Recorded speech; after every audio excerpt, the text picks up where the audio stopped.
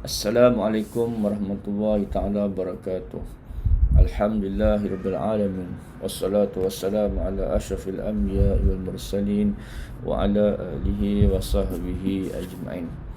InsyaAllah pada pagi ini kita akan sama-sama membincangkan tajuk berkaitan dengan wuduk yang diambil melalui bab yang ditulis oleh Syekh Yusuf bin Ismail, yang mana beliau telah mentahqiqkan hadis Riyadhus Shalihin. A'udzubillahi minasyaitonir rajim. Bismillahirrahmanirrahim. Ya ayyuhallazina amanu idza qumtum ila sholati faghsilu wujuhakum wa aydiyakum ilal marafiq wamsahu bi ru'usikum wa arjulakum ilal ka'bayn wa in kuntum junuban fattahharu wa in kuntum marda aw ala safarin aw jaa ahadun minkum minal gha'it aw lamastumun nisaa falam tajidu ma'an fatayammamu sa'idan tayyiban famsahu biwujuhikum wa aydikum min ma yuridullahu liyaj'ala 'alaikum min haraj walakin yuridu liyutahhirakum wa liyutimma ni'matahu 'alaikum la'allakum tashkurun. Allah kata, wahai orang-orang yang beriman, apabila kamu mahu mengerjakan solat, maka basuhlah muka kamu dan tangan kamu hingga ke siku, serta sapulah kamu dan basuhlah kaki kamu hingga ke buku lali. Jika kamu berjunub, maka bersucilah dengan mandi wajib. Jika kamu sakit atau kamu sedang bermusafir, salah seorang daripada kamu hendaklah kembali daripada hadas, ataupun salah seorang daripada kamu dalam keadaan hadas kecil atau besar atau menyentuh perempuan, lalu kamu tidak memperoleh air, maka bertayamumlah kamu dengan debu tanah yang baik, bersih lagi suci. Lalu sapulah ke muka kamu dan tangan kalian kamu, dan Allah tidak menyusahkan kamu, tetapi Dia hendak membersihkan kamu dan menyempurnakan nikmat-Nya ke atas kamu. Moga-moga kamu dalam kalangan orang yang bersyukur. Okay. Sadaqallahul azim. Inilah ayat daripada surah Al-Maidah, yang mana Allah terangkan tentang kewajipan mengambil wuduk sebelum kita nak tunaikan solat. Syaratnya daripada, bila kita baca tahu rukun wuduk bermula dengan niat sampailah kepada basuh ke buku lali, dan bermula dengan anggota basuh muka sampailah ke kaki. Maka inilah nikmat yang Allah kurniakan. Allah bagi petunjuk cara untuk kita nak beribadah kepada Allah Subhanahu Wa Taala, kepada dirinya. Dan yang mana selain daripada itu juga dalam ayat ini juga Allah memberikan rahmat dan inayahnya. Kalau kita tak ada air, hari ini kalau dekat negeri Selangor, kekerapan yang tidak ada air kan, sampai 2-3 hari tak ada air, susahnya nak dapat air, maka di situ ada ruang yang Allah bagi, iaitu kita hendaklah bertayamum, carilah debu tanah yang baik lagi suci. Dan dalam kitab ini juga diterangkan tentang betapa banyaknya nikmat dan manfaat yang boleh kita dapat melalui wuduk.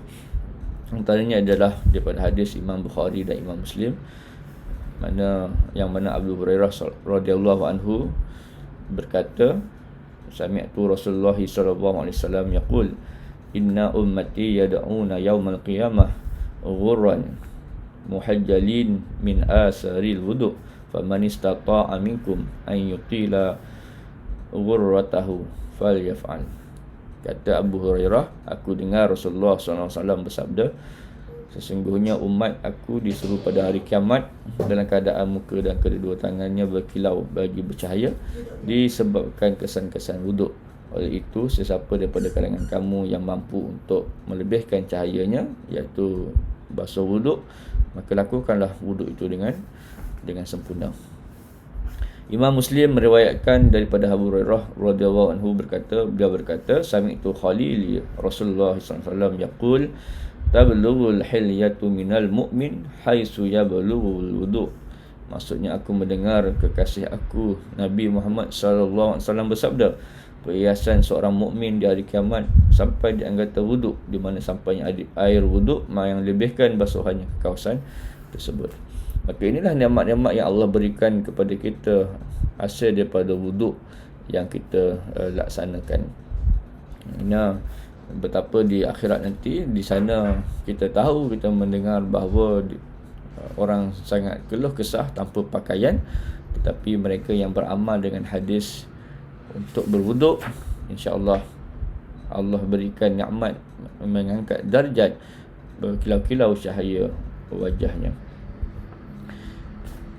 Imam Muslim juga meriwayatkan daripada Uthman radhiyallahu anhu, mana beliau berkata, qala Rasulullah sallallahu alaihi wasallam, man tawaddaa fa ahsana wudu kharajat khatayahu min jasadihi hatta takhruja min tahtil azfari.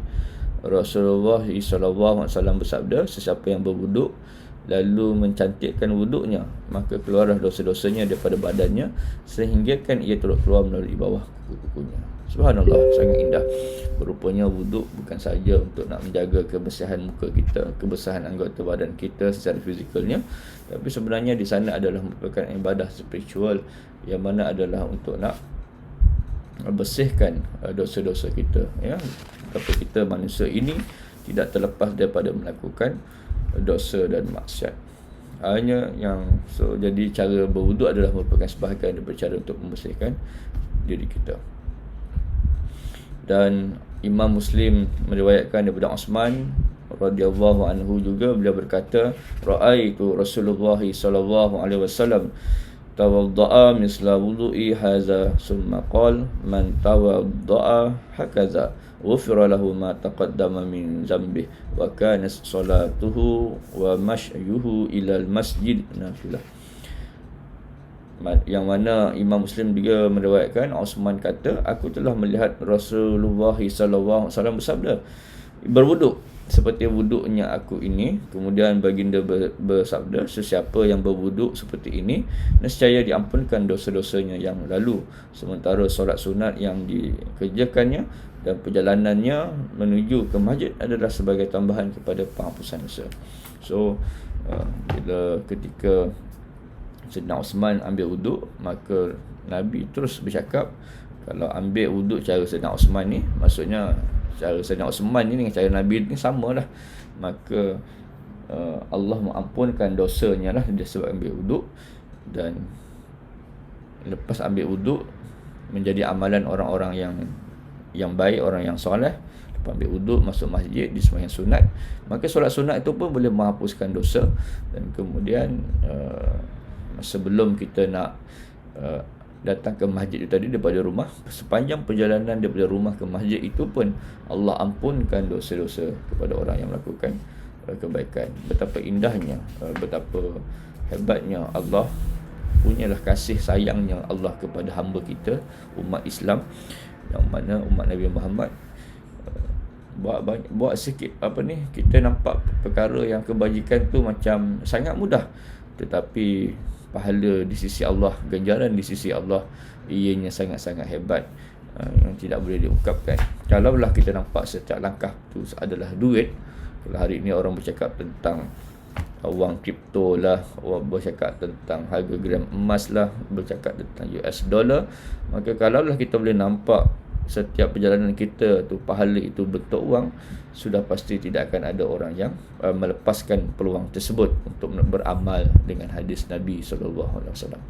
Namun itulah soal iman, kepercayaan yang kita miliki.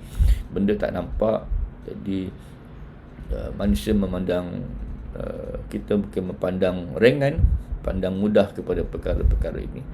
Dan saya mengingatkan pada diri saya dan tuan-puan, insyaAllah marilah kita sama-sama berazam, beristiqamah dengan ilmu yang kita dapat pada hari ini dan beramal dengannya. Mudah-mudahan Allah memberkatinya, Allah merahmatinya, dan itulah sebagai bekalan hidup kita, bekalan amalan kita yang kita akan bawa ke akhirat nanti. Kerana amalan-amalan yang soleh inilah yang akan menjadi teman setia kita di alam barzah, di mana kubur tu kita tahu dalam keadaan bawah tanah gelap gelita, yang mungkin panas dan menakutkan.